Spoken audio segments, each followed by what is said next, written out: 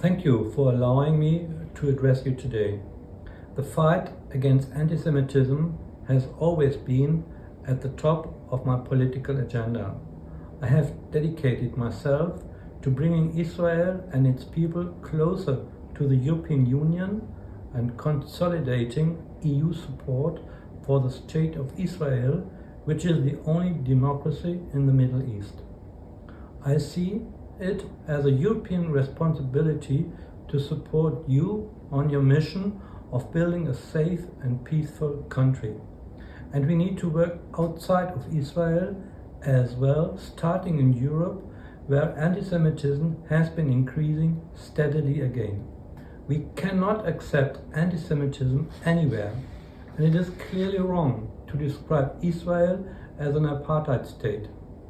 As you all know, this outrageous claim that has functioned to demonize the country was recently made in a report by Amnesty International, and before that by other organizations, and has since been repeated by others, most notably the United Nations Special Rapporteur for the situation of human rights in the Palestinian territory, Michael Link. His sentiments have echoed through the entire UN. All of these reports have been issued by and discussed in respected organizations.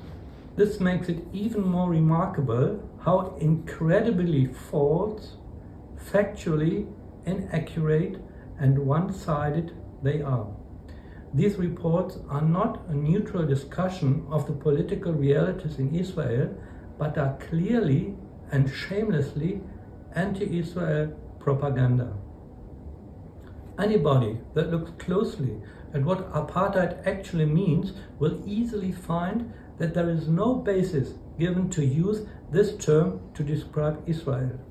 The most important defining characteristics of an apartheid state are the complete segregation of inhabitants with different backgrounds. This also includes a rigid separation of groups in public spaces and positions of power. Israel, different from South Africa during the apartheid regime, is a multi-ethnic society, and the Arab minority is invited to actively participate in the political process. Arab citizens have full rights under Israeli law. They of course also enjoy the right to vote and are represented in the Knesset and are part of the actual government.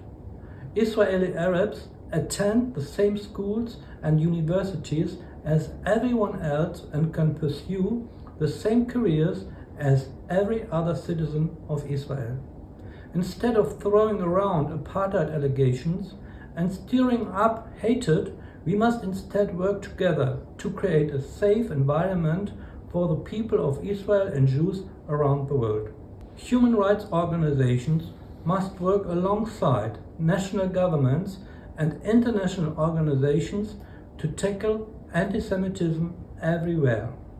We must ensure that Jews everywhere can live and practice their faith safely and freely.